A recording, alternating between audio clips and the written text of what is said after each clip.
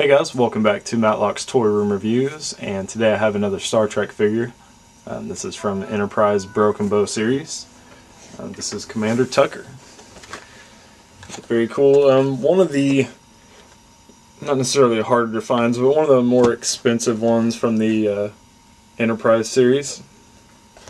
Very cool. He's in his jumpsuit. He was also released in his away uniform, which I do have him. It's got a couple interchangeable hands. I think that's a communicator.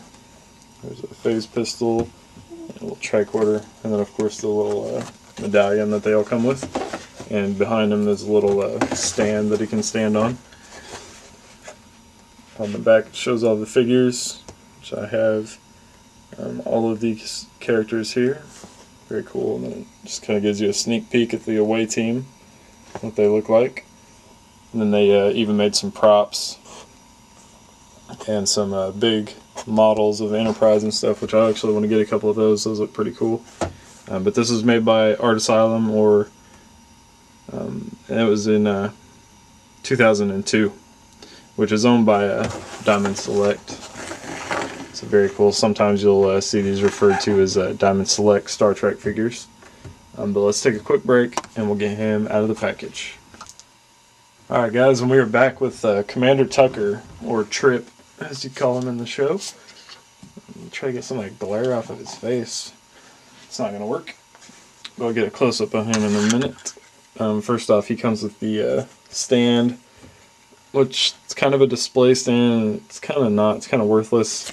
These figures don't have peg holes on the bottom of their feet, and these do not have pegs. So it's just kind of something that they can stand on. You can kind of see the images on it. There's a Starship Enterprise right there. It says Enterprise, and there's some stars and stuff on it. Would have been cool, like I said, if they had peg holes and this had pegs, then they could stand on it. But I mean, I suppose it still looks okay if you just stand them up on there. Here's the little coin that these guys come with. On the back, it's got the Art Asylum logo on it.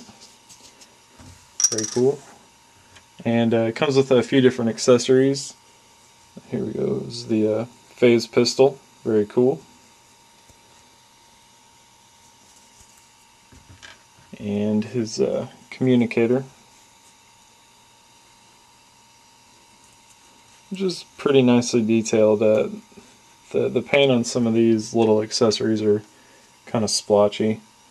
They didn't do a lot of detail work on them, but I mean, they still look pretty good. There's a little tricorder or whatever.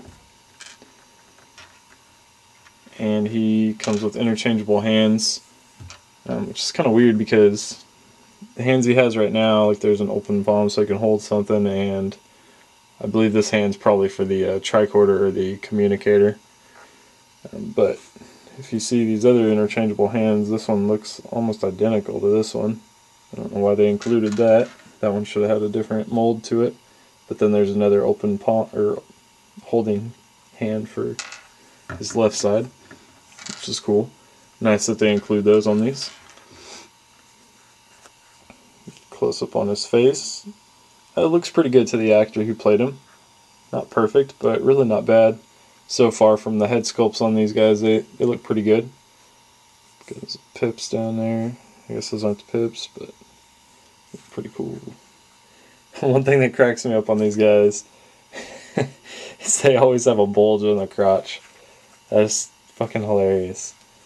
I don't know if it's intentional, like there's like a joint in there, but there's just like a bulge in them, and it's just hilarious. Very cool. And these have the same style of, they're made out of this kind of, it's not really plastic, I don't know what it is, but it's just kind of a harder material. But if you see the line at the waist and the line right above the knee, this is all, see that it's got a rubber around it. It's naturally, you know, the hard stuff underneath, but then they put this rubber over it so it hides the joints. You can see, you can't see the joints bending, but you can just see the rubber moving. Kind of looks like they're actually wearing jumpsuits, which is okay. You know, I've gotten used to it. I didn't like it at first, but it's growing on me. It's okay. Articulation on this guy, he has a ball jointed head. Kind of rotates around at the bottom of the neck. Ball jointed shoulder, swivel at the bicep, single jointed elbow, swivel in the wrist. He does, I guess he doesn't. Most of them do turn at the waist, but even with the rubber, you don't want to turn them. But he actually doesn't seem to move.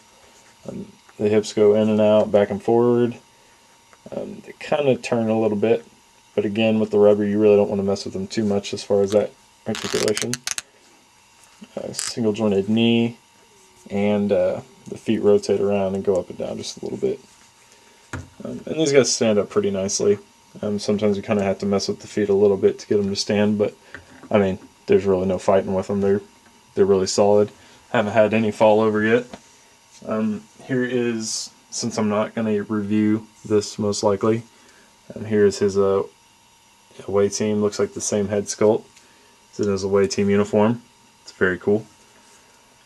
Just as a quick comparison on those guys. Anyways, very awesome character. You got to have Trip if you're going to have the whole crew. So looks like I've got all the Enterprise figures except for the Shran, the Andorian. I think that's the only one I'm missing. I think that's the most expensive one too. But anyways, very cool figure. That was Tucker. Thanks for checking him out.